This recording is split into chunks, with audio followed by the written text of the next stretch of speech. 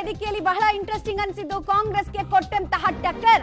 DK Shivakumar ಹಾಗೂ ಕಾಂಗ್ರೆಸ್ಗೆ ಸುಮಲತಾ ಅವರು ಟಕ್ಕರ್ ಕೊಟ್ಟ ಪರಿ.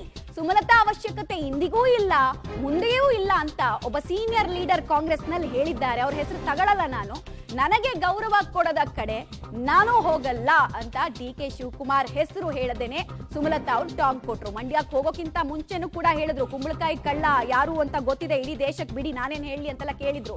ಈಗ ತಿರುಗೇಟು ಕೊಡೋದನ್ನ ಮುಂದುವರಿಸಿದ್ರು. ಈ ವೇದಿಕೆಯಲ್ಲಿ ಕೂಡ ಕಾಂಗ್ರೆಸ್ ಮುಗಿದ ಅಧ್ಯಾಯ ಅನ್ನೋದನ್ನ ತಿಳಿಸಿದ್ರು.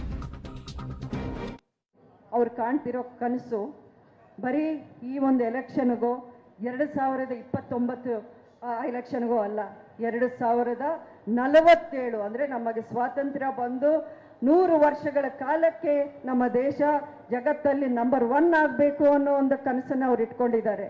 ನೋಡಿ, ನಮ್ಮ ದೇಶ ಚೆನ್ನಾಗಿದ್ರೆ ನಮ್ಮ ರಾಜ್ಯ ಚೆನ್ನಾಗಿರುತ್ತೆ, ನಮ್ಮ ರಾಜ್ಯ ಚೆನ್ನಾಗಿದ್ರೆ ನಮ್ಮ ಜಿಲ್ಲೆ ಚೆನ್ನಾಗಿರುತ್ತೆ, ನಮ್ಮ ಜಿಲ್ಲೆ ಅಭಿವೃದ್ಧಿ ಆಗುತ್ತೆ, ನಮ್ಮ ಜನ ಚೆನ್ನಾಗಿರುತ್ತೆ. ಅದು ಇದೊಂದೇ ನನ್ನ ಸ್ವಾರ್ಥ. ಇದರಲ್ಲಿ ಬೇರೆ ಯಾವ ಸ್ವಾರ್ಥ, ಬೇರೆ ಯಾವ ದುರುದ್ದೇಶ ನನ್ನಲ್ಲಿ ಇಲ್ಲ. ಒಬ್ಬ ಹಿರಿಯ ನಾಯಕರು, ಕಾಂಗ್ರೆಸ್ಸಿನ ಹಿರಿಯ ನಾಯಕರು ಹೇಳಿದ ಮಾತುಗಳನ್ನ ಗಮನಿಸಿದ್ದೀರಾ ಅಂತ ಅನ್ಕೊಂಡಿದ್ದೀನಿ.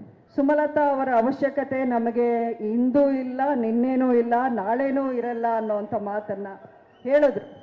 ಕಾಂಗ್ರೆಸ್ನ ಅತಿ ಸೀನಿಯರ್ ಲೀಡರು, ಮುಖಂಡರು.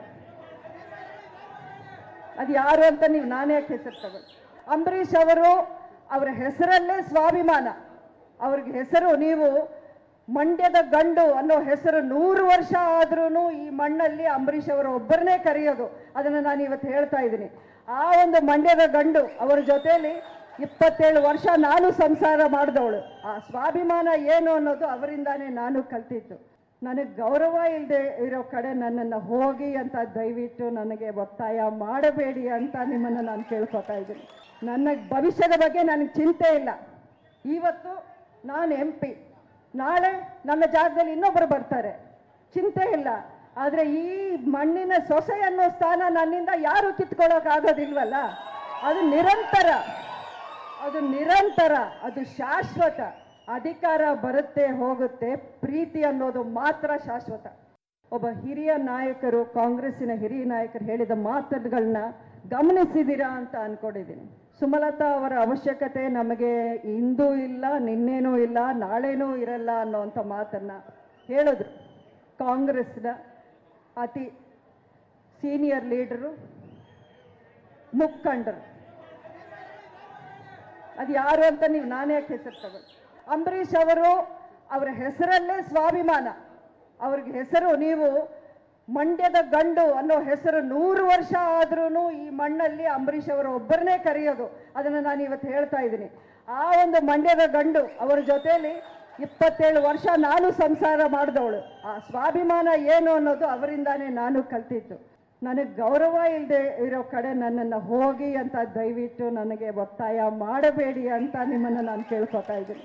ನನ್ನ ಭವಿಷ್ಯದ ಬಗ್ಗೆ ನನಗೆ ಚಿಂತೆ ಇಲ್ಲ. ಇವತ್ತು ನಾನು MP, ನಾಳೆ ನನ್ನ ಜಾಗದಲ್ಲಿ ಇನ್ನೊಬ್ಬರು ಬರ್ತಾರೆ, ಚಿಂತೆ ಇಲ್ಲ. ಆದರೆ ಈ ಮಣ್ಣಿನ ಸೊಸೆ ಅನ್ನೋ ಸ್ಥಾನ ನನ್ನಿಂದ ಯಾರು ಕಿತ್ಕೊಳ್ಳೋಕ್ಕಾಗೋದಿಲ್ವಲ್ಲ. ಅದು ನಿರಂತರ, ಅದು ಶಾಶ್ವತ. ಅಧಿಕಾರ ನೋಡಿ, ಇಷ್ಟು ಮಾತ್ರ ಅವ್ರು ಹೇಳಿಲ್ಲ. ಬಿಜೆಪಿ ಸೇರ್ಪಡೆ ಯಾಕೆ ಅನ್ನೋದನ್ನ ವಿವರಿಸಿದ್ರು, ಹಾಗೂ ಕಾಂಗ್ರೆಸ್ ನಾಯಕರು ತೋರಿಸಿಕೊಂಡಂತಹ ರೀತಿ, ನಡೆಸಿಕೊಂಡಂತಹ ರೀತಿ ಹೇಗೆ ಅನ್ನೋದನ್ನ ವಿವರಿಸಿದ್ರು. ಯಾಕೆ ನನ್ನ ಆಯ್ಕೆ ಕಾಂಗ್ರೆಸ್ ಆಗ್ಲಿಲ್ಲ ಅಥವಾ ನ್ಯೂಟ್ರಲ್ ಆಗಿ ನಿಂತ್ಕೊಳ್ಳೋದಾಗ್ಲಿಲ್ಲ ಅನ್ನೋದನ್ನ ತಿಳಿಸಿದ್ರು. ಬಿಜೆಪಿ ಇವರಿಗೆ ಅಕಾಮಡೇಟ್ ಮಾಡುವಂತಹ ಕೆಲಸವನ್ನ ಮುಂಚಿನಿಂದ ಪ್ರಯತ್ನ ಪಡ್ತಾ ಇತ್ತು. ಮಂಡ್ಯ, ಚಿಕ್ಕಬಳ್ಳಾಪುರ, ಬೆಂಗಳೂರು ಉತ್ತರ, ಇಲ್ಲೆಲ್ಲ ಕೂಡ ಆಪ್ಷನ್ಸ್ ಅನ್ನ ಕೊಟ್ಟಿದ್ರು ಅನ್ನೋದನ್ನ ಕೂಡ ತಿಳಿಸ್ತಾ ಇದ್ರು.